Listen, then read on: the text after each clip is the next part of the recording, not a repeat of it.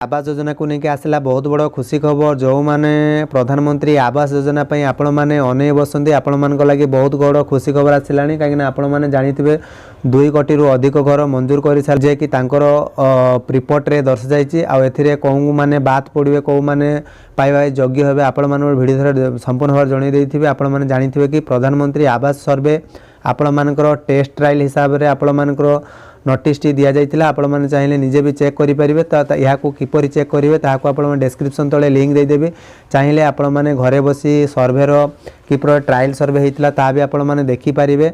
जदि आपण मैंने जानवा चाहते ये चैनल को सब्सक्राइब कर रखुद। आपण मानकर प्रधानमंत्री आवास योजना रे घरटी आपण मानकर केबे अप्लाई करेंगे ता भी आपण डिटेल्स जनईदेवी। जो मैंने चैनल को नुआ कर निहाती भाव सब्सक्राइब करूँ जहाँद्वारा नुआ नुआ तथ्य यही चैनल थोड़ा जानीपारे। आपण मैंने जानी कि प्रधानमंत्री आवास योजना रे जो सर्वे आपण मानकर करा जाउची डॉक्यूमेंट कौन लागिवो आपण मानकर जमी पट्टा थिले नथिले कौन करिवे आपण मानकर जॉब कार्ड कार नार दरकार पड़िवो बैंक पासबुक आधार कार्ड ये विभिन्न तथ्य रही। जदि आपण माने से वीडियो देखि नांती तो सर्व देखि दियंतु।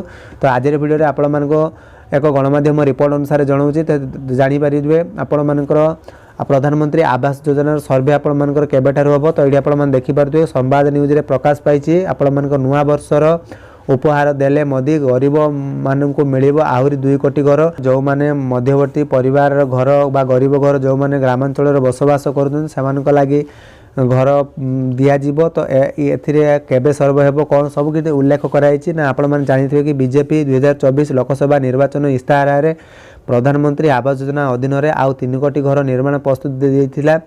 एबे से प्रतिश्रुति पूरण करने को जाउची बीजेपी। जेतेबेले आपण माने जानिथिबे जेतेबेले प्रधानमंत्री नरेंद्र मोदी किंबा बीजेपी सरकार जेतेबेले आसीथिले सेतेबेले तांकर प्रतिश्रुति इस्ताहार से लिखिथिले जे कहिथिले जे आपण मानको 3 कोटी घर निर्माण पई सेमाने प्रतिश्रुति देइथिले जहाँकि पूरण करने को जाउची बीजेपी।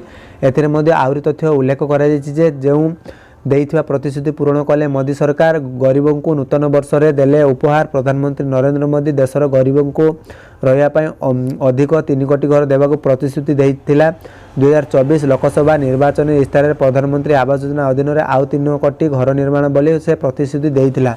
तो आपण मैंने जानिथिबे कि प्रधानमंत्री आवास योजना रे आपण मानकर 3 कोटी रु 2 कोटी घर ग्रामांचल एवं 1 कोटी घर को सहरांचल देव जहाँ दर्शा जाइए रिपोर्ट रे। तो आपण मानक पढ़ी भी शुणी देउची आपण माने जानि दियंतु।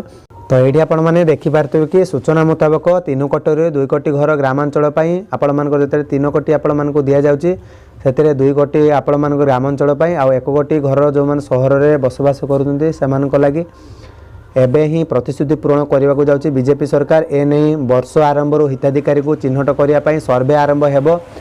तो आपण मानकर जेतेबेले नुआ वर्ष आसी जाउची जहाँकि आपण मानकर आसंता 3 मास मध्य अर्थात मार्च 31 2025 सुधा माने आपण मानकर जनवरी फेब्रुआरी मार्च 2025 सुधा शेष हम बोली जना पड़ी। जो मानकर सर्वे किपरि हम कौन रही आपण मानक पूर्व वीडियो जणै आसी।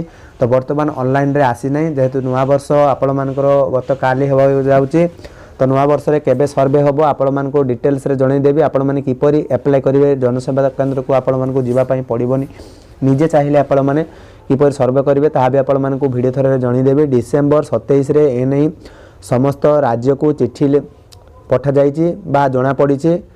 सूचना मुताबक ग्रामांचल को नहीं सर्वे आरंभ होगा केवल बेले सहरांचल सर्वे आरंभ हो सारी। जो मानकर ग्राम रे बसवास करुँचे से पर्यंत आपण मानकर मोबाइल साहाय्य कौन सर्वे आरंभ हो नहीं आपण मैंने अपेक्षा करूँ। किंतु सहरांचल जो मैंने बसवास करुँचे से अलरेडी सर्वे आरंभ हो सारा।